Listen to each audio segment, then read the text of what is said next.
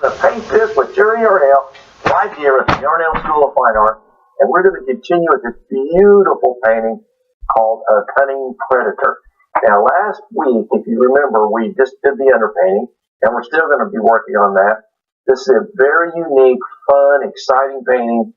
You wouldn't think there's much to it, but folks, when you do a painting like this, there are multiple layers that have to be dealt with. That's why it takes a little longer than it looks like. And the technique is just fabulous. So we're going to continue with some of that. I just want to remind all of you that this is an acrylic painting, and we are in fact working on a 16 by 20 canvas board. Now it's important, and I might also mention, I forgot to mention this in the last session, if you're an oil painter, now keep in mind that these lessons are designed for either medium. So if you're an oil painter or an acrylic painter or any of the other opaque mediums, you can use these techniques. Just the difference is if you're an oil painter, you may have to let the background dry a few days before you can do the next step. Like for instance today, this has sat here now for, well, the equivalent of a week for most of you. And it's nice and dry. The next layers go on very nicely. If you're using oil, it doesn't dry overnight or in 30 minutes. So you've got to give it some time. You could use quick dry, let it dry overnight, it'd be done in 24 hours, ready to go. So keep that in mind. The techniques are the same. Now we left off putting in these multiple grasses. Let's look at our photograph.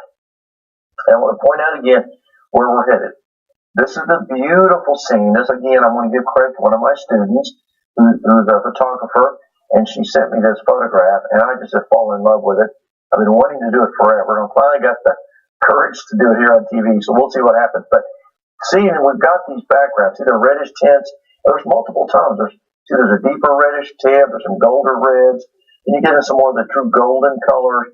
There's a little cast shadow from him, and back into some gold color. Well, now we're going to get a little more specific with some of these tones. We're back with our number 10 bristle brush. Again, you could use a 12 or even a 16 or 14 or 16. But I like the 10 because I can get more smaller batches of grass. Another thing I might mention to you, be sure that it has a nice chisel. See, this one's got a little bit of a better chisel on it. See that? See, it's got a little chisel. If you've got one that's too worn down, like a filbert, what a filbert is a brush that's rounded on the edges. And a lot of artists like that because it creates softer edges. But in this case, we don't want that. We want to have a nice square chisel. Now we're going to start back here up at the top. We're going to be a little more specific with our strokes. Come back down here. Now this is that golden color that we used in our last session. And that's just a burnt umber yellow with a little white in it. Now we're going to red it up quite a bit. So we have the burnt umber and the yellow, a little bit of gesso to opaque it, and you're going to use your cad red light to really warm it up. And it may be a little bit warmer than you think, but this is the way it should be. And you want this nice and creamy, and it's kind of a muddy red. It's not a real, kind of the red that you're thinking of. And you see, when you mix that, what you want to do is you'll get a lot of buildup on down near the metal ferrule. So what I do is I take a paper towel and I just kind of wipe off that section. Because if you get too much built up in there, it kind of gets in the way of your ability to make these streaks. All right, now starting at the top, you're going to make little short strokes. See, I like to call this my trigger finger. You'll have heard me talk about this before. Now you're going to go through like this, and you're going to make shorter strokes. See the little short strokes? Skimming the surface. Again, like I mentioned last time, this is one of those paintings where I'm going to just ask all of you to be extremely patient because it takes multiple layers. So you're thinking, well, man, you can do this painting in 2 programs. No, it's going to take 4, could even take 5, but I think 4 will suffice for this one. We just got to get these layers up brighter because you go from dark to light. But these are shorter strokes to create this kind of blurred background in the distance. Now there's not miles of depth here, like I mentioned before. This is not a painting that has a horizon, so you can't use too many multiple value changes. You see, that's kind of little chunkier strokes, but still feathery. Very, very feathery. And notice how I'm leaving all these little holes, these little pockets. Those are the little negative space things that create this nice effect.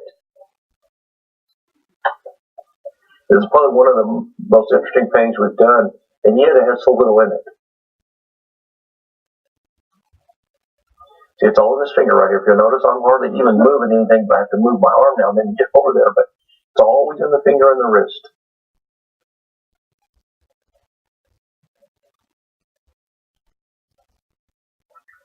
And I'm making sure that that edge blends in nicely here, so that when we overlap this layer, there won't be hard lines to deal with. I'm just add a little more red to the mixture. By the way, I might mention one of the things I do, if you'll notice here, I might as well mention this. Take my spray bottle. You can put a little puddle out here, spray your cake brush. Instead of dip it in your water bucket, sometimes it's a good idea just to get your water off your brush or off here. That way you don't get too much. A little bit of white, because you've got to have the white in there to opaque this.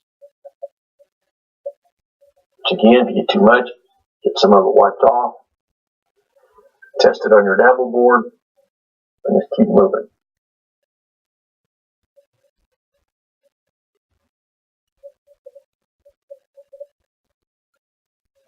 And also notice when I do this, and I just don't want to leave any stone unturned. That's one of the things, you guys, I know.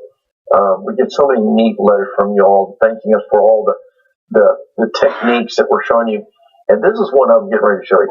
Right here, when you put another layer on, not only do you blend it in here, but be sure you overlap far enough over back into this that there's no ending either. You don't want to see an end. See, I'm going to go way back over here just to make sure that your eye sees it as a unit and no endings. That's critical. And also notice where I'm holding the brush. About midway, because the brush is kind of heavy, with this much paint and water in the bristles, you need to have a little more control. If you get too far back, you can't have as much control. About midway, that's good. Too close, you'll hit it too hard. So about midway, a little past that little rounded hump right there is a good place to have this.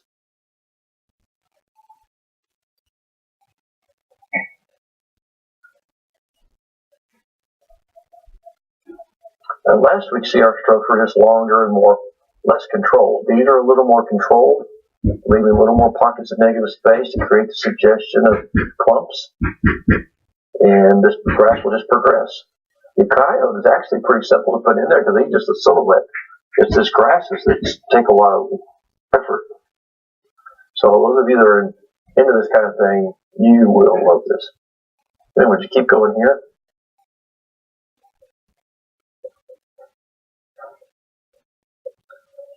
A lot of little things happening here that even hard to explain. If you hit it too hard and you make a bad spot, you can usually just take a wet paper towel, as you probably know, and just wipe that section off, and you can rebuild it later when it dries.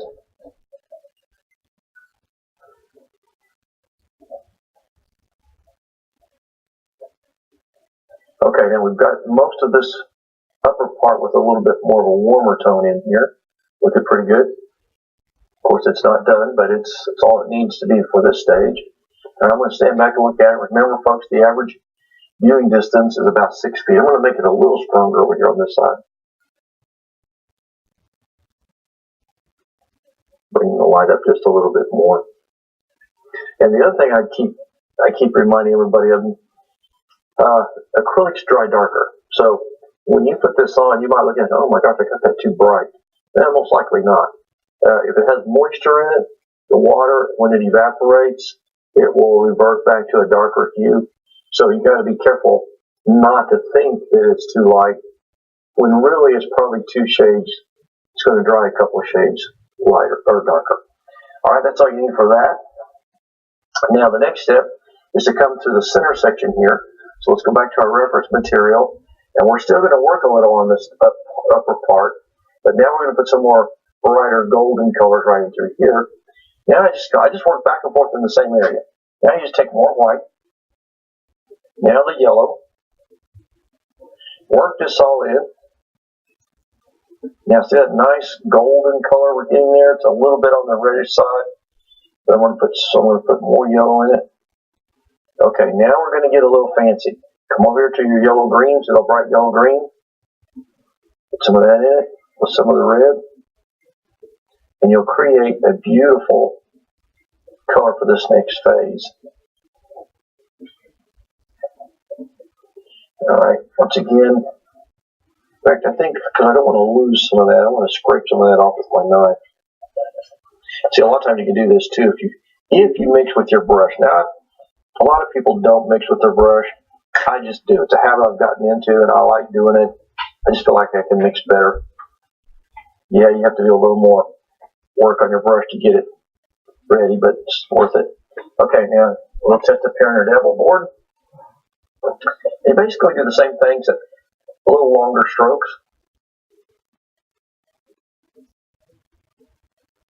And begin the feathering process. Now we're starting to lighten, and you want this to be sort of an irregular shape. Don't just make it straight across. Now you can see it's a much lighter tone. It's almost identical actually to the color that's up there on the reference material.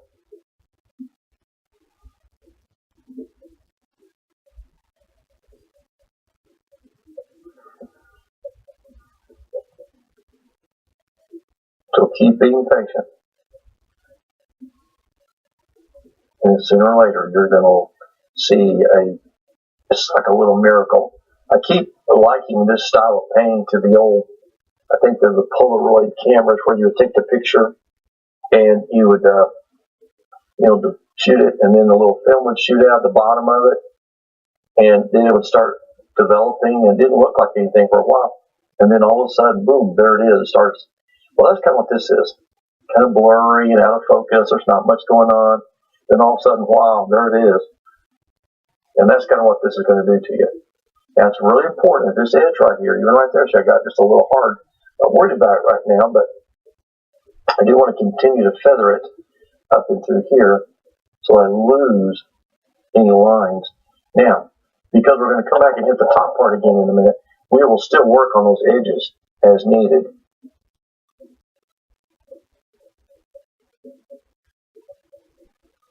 Now remember, our coyote's probably going to stand about right in this area right here. So this golden area is really important when we start building this up now.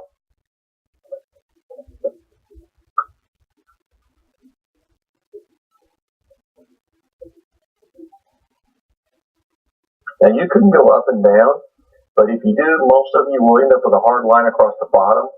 That's why I prefer to shoot straight down, because you're in motion when you hit the canvas and you have more control. Unless you're at the bottom of the canvas like we were last week when we pulled up. Well, you can't just pull up here cold turkey because you almost always get a real hard mark like that. And it's harder to do than you think. So I wouldn't recommend that. But I'm not saying you can't do that. It's easier to do it like this. See, if you get too much on your brush, you'll get harder spots of color. And sometimes it's okay. In this case it is, because we're going to have more color anyway before it's over.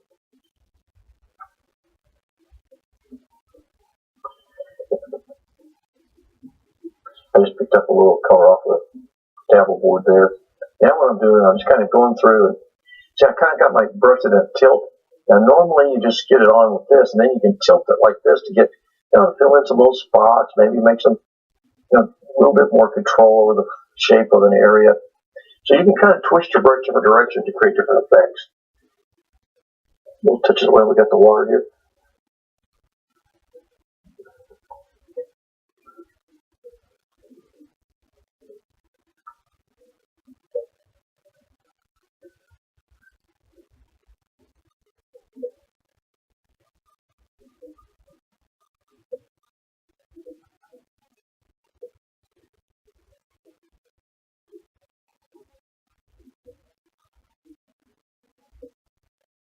It gets more exciting every second.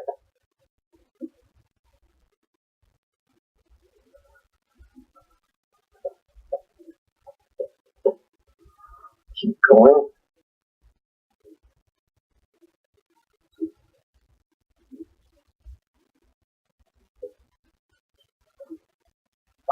Now your arm gets kind of tired if you're not. It won't affect me so much because I'm used to doing this.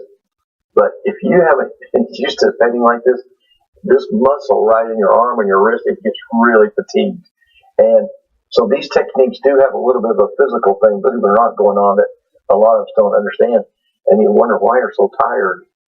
I have students every week that come in and they'll go to their room that night, the hotel or whatever. They'll tell me when they got to their room, they just crashed.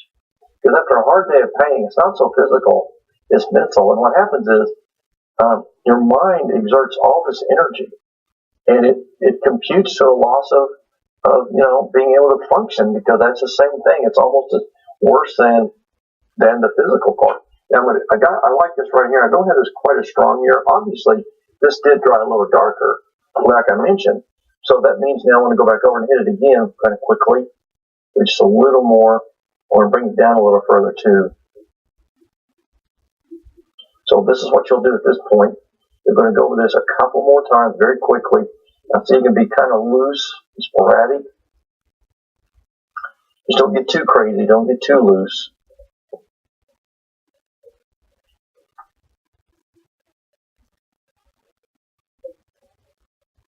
Okay, now that we've kind of got some value changes beginning to develop, let's go into the bottom. Now let's go up to our reference material first, though. Now keep in mind this shadow. We're going to let this shadow, this what we're getting ready to learn is very important. We're going to let that shadow disappear. Hopefully, if we've done this correctly, we won't have to add much, if any, color to cause the shadow. The shadow will just instantly be there. Here's what I'm going to do. I'm going to take my white charcoal pencil, and I'm not going to sketch in the tile yet, but I'm just going to put a rough idea of where I want him to go. And this is going to be where the shadow is going to basically be, right in this area. And then we have the taller grass right here. So see that little darker area right through here? We're going to be sure that we don't lose that if we can help it.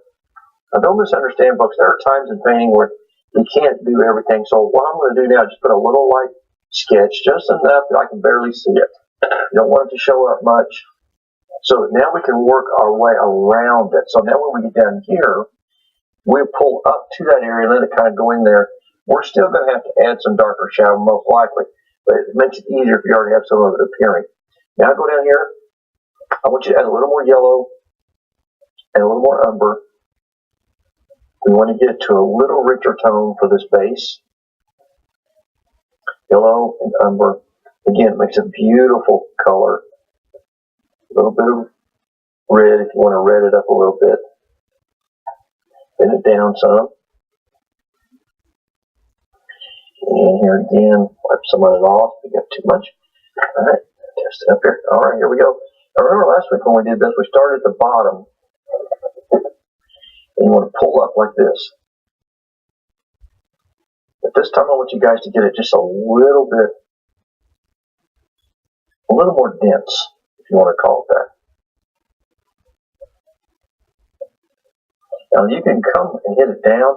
The reason I can do that is because I've got my brush sideways, so that I can almost create the suggestion of the very first phase of individual weeds at the same time. I turn it flat to get the base, turn it sort of at an angle to kind of create the tips of some of the taller, more thicker grasses. And those I can kind of go different directions. But isn't this beautiful? Now we're starting to make progress and see the shadow starting to appear. This is part of the process of learning how to let your background be your best friend. It can also be your worst enemy. If you cover up too much of it, you lose it, then you just got to add it. And I'm not saying we won't have to. You know, folks, I've done this forever, and I don't always get it.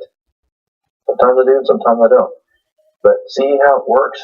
I'm now starting to get a few of the taller, softer edges for their next layers of grasses.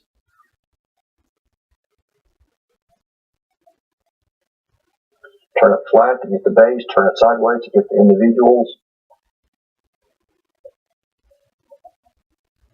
But irregardless of what you're trying to create, it's always about the pressure and the moisture. Now, I will say this, if you get this too dry, you won't be able to pull this off. The paint has to be so creamy, it's just like butter is when it starts to melt, just very soft and smooth. And that's another thing that a lot of us miss. We don't get that formula right. and they would get it way too dry, get scratchy and rough looking. And you're always going to have a little bit of scratchiness. See, this is a little scratchy, but you hardly see it, especially when you stand back.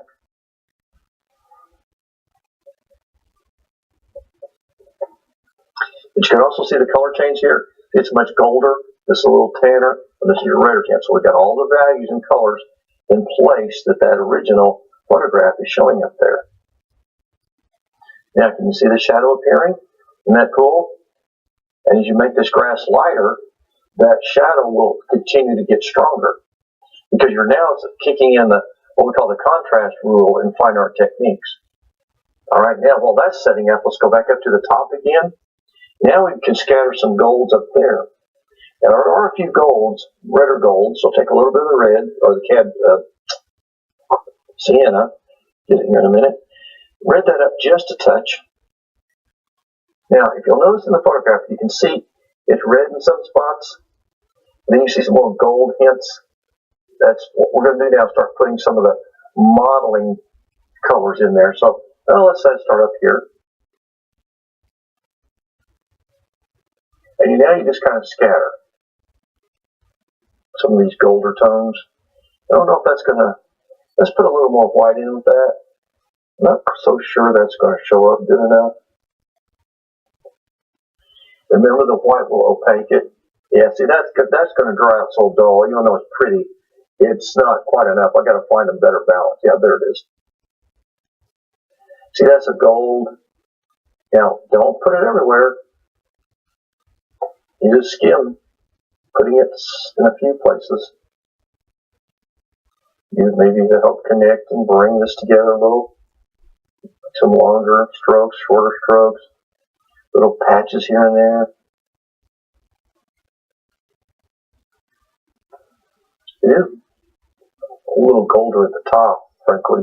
And then this little strip along here is the redder part, which we're going to bring up just a little bit more in a minute. Hopefully we can get this done. And then next week, what we'll do is we'll put the final coats of some of the brighter underpainting grasses. Then we start putting in the single grasses. And then in the final program, that's when we put the coyote in. Because he really doesn't need a whole lot of effort. But it'll take about one program to finish it up. So you can see already, folks, why this painting takes longer than it appears. Not much in it, just grass. But because of the technique, you've got to build it in these layers. All right, I think I got enough gold back in here. Now I want to get a little more red right through here. So now I'm going to take the cad red, bring this up another notch. Put it right into there. Most of that off your brush. Now this is where you got to be careful how you skim this in here. But see that nice reddish tint? Isn't that beautiful? Be very cautious. No hard edges. Be sure you get some nice overlap into this one.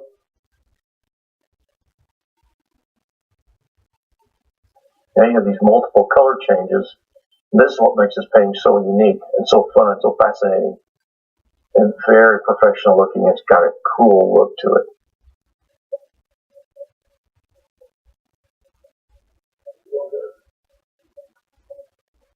Just kind of go through the center part, feathering it up a little bit, feathering it down a little bit, making your edges very irregular.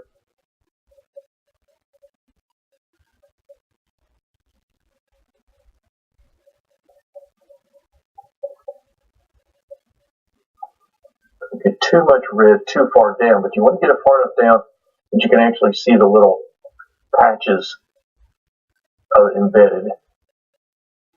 Put a little up in there.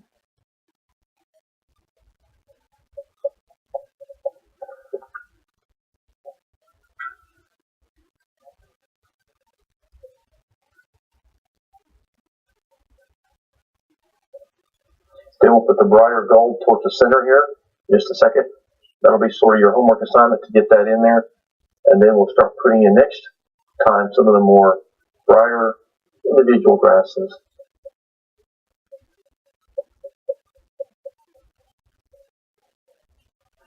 Alright.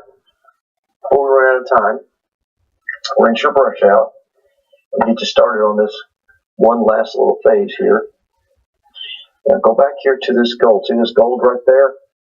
Put a little more white in it. Touch more yellow. Get a little richer, a little softer, in the sense that it's not going to be a real dark gold. It's a real, almost kind of a little bit of a pastel. All right, find this spot up here to test. Now this is where we want to get this brighter right through here, because this is where the coyote's going to stand in these areas. And once again,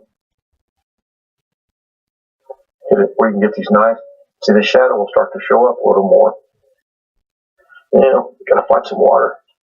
And it's all dried up.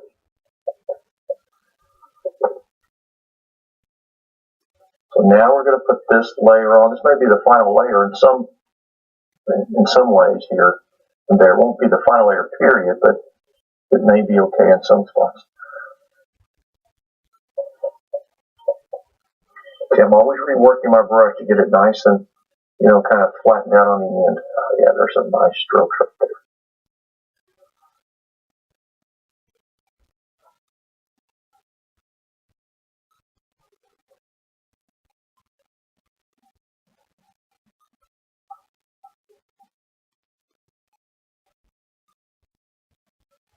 And you see, I'm kind of ad-libbing up and through here, just kind of making this little irregular shape.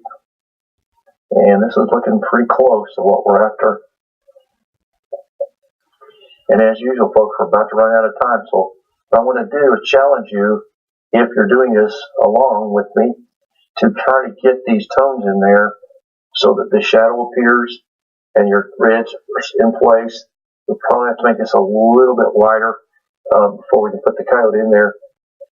But of course, we got to put the other weeds in, and that's what we'll do next time. So try to get in here. Now, see, when you do this, you get a little hard spot. Just feather it. Don't panic. Just feather it in. Anyway, we're about to run out of time as usual, unfortunately, but it's been fun. I know it's a lot of repetitive stuff, folks, but it's good stuff. You need to know how to do it if you're going to be a good landscape painter. Weeds, bushes, those are great techniques for this. Going from dark to light, learning how to put in all these value changes, one of the best lessons ever. So thanks for joining me today. I hope you can join us next time as we move forward in this beautiful painting. So God bless you. Stay inspired. Keep painting. I'll see you again real soon right here on another session of Paint This with Jerry Yarnell.